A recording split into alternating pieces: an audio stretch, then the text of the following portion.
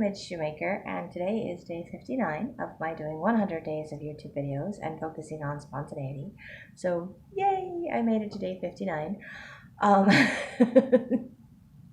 So today, I think Heavenly Father is trying to remind me to practice patience and understanding of other people, and that I am not a mind reader and other people are not mind readers. So I either have to choose to speak up for myself, or I have to choose to work around what's going on in my life.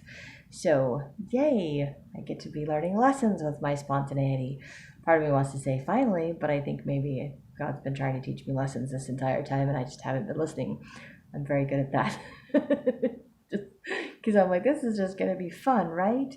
No, there's always a learning lesson in it, or I wouldn't be doing it, I think. I think that's why God has me do these things, so I can learn and maybe uplift and inspire other people as well. That would be cool.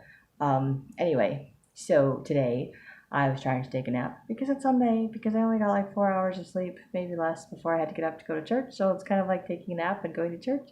And then I came home and I was kind of, I don't know, kind of wired, kind of boosted up spiritually, kind of on a spiritual high, having a hard time settling down to go to sleep. But I'm like, I know I'm tired, I know I need a nap. So I was trying to take a nap. And then I think I was to a place where I could kind of fall asleep, and then heard some noises, and, my anxiety, mini panic attack things pop in. I'm like, oh, my heart starts racing, and I'm like, okay. And then I have to calm myself down. I'm like, okay, it's nothing. I'm calming myself down and falling back to sleep, or trying to go to sleep. And then banging at my door and loud talking and chattering. It's my landlord. Of course it's my landlord. Who else would be knocking on my door? Other people occasionally knock on my door, but his son is apparently came to visit, which is a nice surprise, I suppose. So he just wants to come in and have his son have a look around my half of the house so he can remember what it was like when he was growing up. And of course I could have said, I'm trying to take a nap, this isn't convenient, my house is dirty. I had all of those choices in my head, and but my little people pleaser person comes out, and I'm just like, well, my house is kind of a mess and I'm not really comfortable with this, but sure, why not? Come in my house. I didn't say I wasn't comfortable with it. I just said, sorry, my house is a mess. And it sounds like, oh no, people say that. And I always think it's never as messy as they say it is. And I'm like, oh, it is. I'm really kind of embarrassed. But he just kind of walked around, commented on some of the differences, whatever. And my landlord's just pointing out, oh yeah, this is the spare room and this is this. And I'm like, yeah, you have no idea what I'm doing with any of these rooms or what they're meant to be. Because what he was calling the spare room is just where I put all of my stuff when I first moved in, and I was going to go through it and move it all out and rearrange it, because it's actually supposed to be a room for my daughter to stay in. But since the whole crazy in the world going on, my daughter hasn't been able to come over or spend the night, and so because of my depression and other things, I have chosen not to clean out the room, because I don't want to clean it out and get it all ready for someone that's not going to get to stay in there.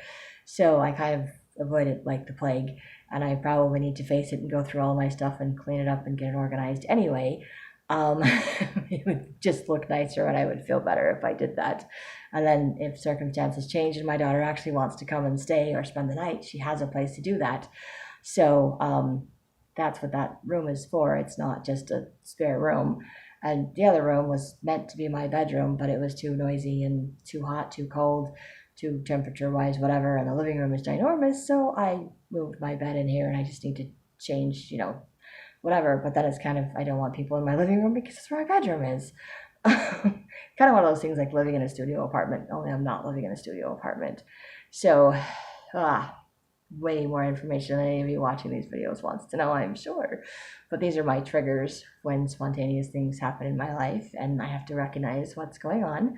And so, but it is things that I need to face and do and clean up, and I wouldn't be quite so embarrassed to have people over if it was that. But then I was kind of like, okay, I am not going to be able to sleep, and I just don't want to do my videos right now. I don't want to do any of the other stuff that I need to do today. So I'm just going to, lay on my couch and watch a movie. And I don't think I was 10 minutes into the movie before my landlord was knocking on my door again. I'm just like, seriously. But I am also grateful that I was able to kind of put myself in his point of view, because he sent me some text messages last night, and then he talked to me at church today. because his daughter published a book, and he knows that I'm writing a book, and he's just super proud of his daughter because she's published this book, and she's got another one coming out in April, and he's so excited, and he wants to brag and show off, and I'm like, I think that's great. And he wants to, his son wants to show off his son, his family. He just, he wants to share, he wants to show off, and I'm like, that's great. I'm glad he's a proud dad, and I'm glad his daughter wrote this book, published this book, whatever. But he did say that she might be willing to help me get my book published, and he sent me an email address that I could message her on or send her an email. So I might just shoot her an email tomorrow, and just see how she's doing, introduce myself, see what she can or can't do, because apparently she went to school and she does editing, and she's working for a publishing company now, which is how she got her book published. So I was going to try to do the independent publishing, the indie publishing, but I could do originally I wanted it to go through a regular publishing company, but nowadays it seems like if you know how to do the market, if you know how to market it just right, and you've got people that can help you with the character editing and whatever for the book, or you've written several books and you understand the concepts, you can independently publish and advertise and make money all by yourself, or make as much money as you would if you worked for the publishing company, because they all take their cut, so you don't get all the money. But if you do it yourself, you get the money, minus the cost of the books for people that print them. But at the same time, I mean, you have to pay all the costs to publish or to print and all of that. So you get the money minus that, but then you have to do all the work as far as marketing and everything else goes. So it's kind of one of those, I don't know. And it can take, well, it's taken me forever. It's taken me years, and I still haven't got a book published. And it could take years and still not get a book published with a publishing company, because that whole back and forth thing, do I like the title, not like the title, this, that, the other, whatever it is, the book covers, all of that, the editing. And then I think when you publish with a publishing company, they get to keep the copyrights of your book, or they own the copyrights of your book, of your work. If you do it independently, you own your own copyrights for the book. So I kind of want to be selfish and own my own copyright. But I also know that I need help figuring out how to get my book published, or figuring out if my book is good enough to be published at this point, if I'm done rewriting, if it just needs editing, if it just needs another once over, a polish. I kind of just don't know where to go in this process. And mostly it's just I doubt myself, and instead of just reaching out and asking someone, I mean, I've asked a few people, I'm just waiting for responses, or haven't got responses because people are just busy and I'm not paying them. So because they're not getting paid to do it, it's not the top of their priority. It's whenever they have spare time, and they don't seem to have spare time. So it's just like I'm asking all the wrong people probably.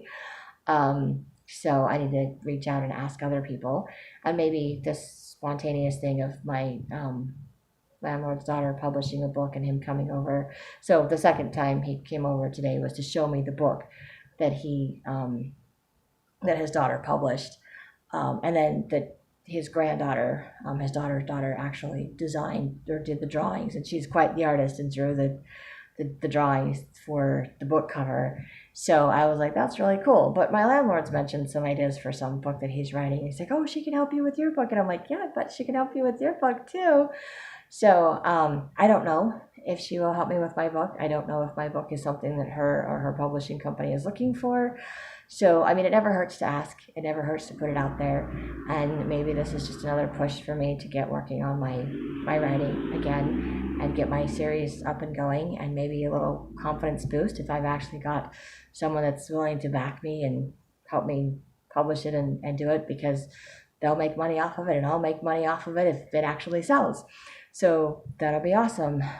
Take a little bit of that stress off, but also, have deadlines and other things, which I'm good at meeting deadlines at the last minute.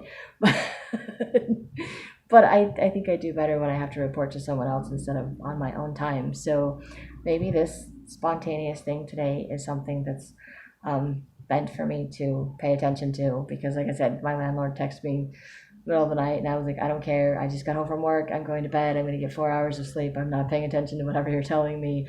That he's telling me at church about his daughter, and I should totally do this. And then he comes to my house with his son, and then he comes back with his daughter's book and says, hey. I'm like, okay. I think there's a message here. Maybe I need to actually listen.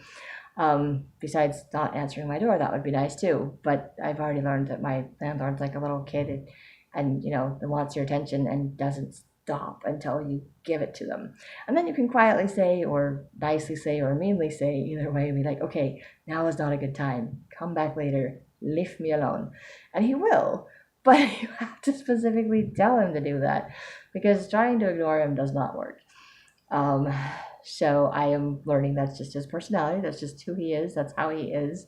And some people are just like that, and that's okay. And sometimes it doesn't bother me at all. It all just depends on my mood or what I'm in the middle of trying to doing. And if it's interfering with what I want to do, then it's annoying. And if it's not interfering, then I don't care. So I just, so I need to remember that it's more about me and my attitude as to how I respond. And I just need to respond nicely to other people, regardless of what's going on with me. And if I need to set a boundary, I can. I'm just not very good at it. So reminders that I can do that too. Anyway, that's my spiel for my spontaneity for today, and maybe I will be sending an email tomorrow to someone and seeing if she's interested in helping me figure out my books, because that would be nice to kind of feel like I'm moving forward instead of they're just sitting there waiting for me to decide what to do with them. So that would be cool. Anyway, that's what I have for today. If you like these videos, you can hit like, subscribe, share with someone else if you think they'll like it too. And I hope you have a great day full of gratitude and maybe find something fun and spontaneous to do.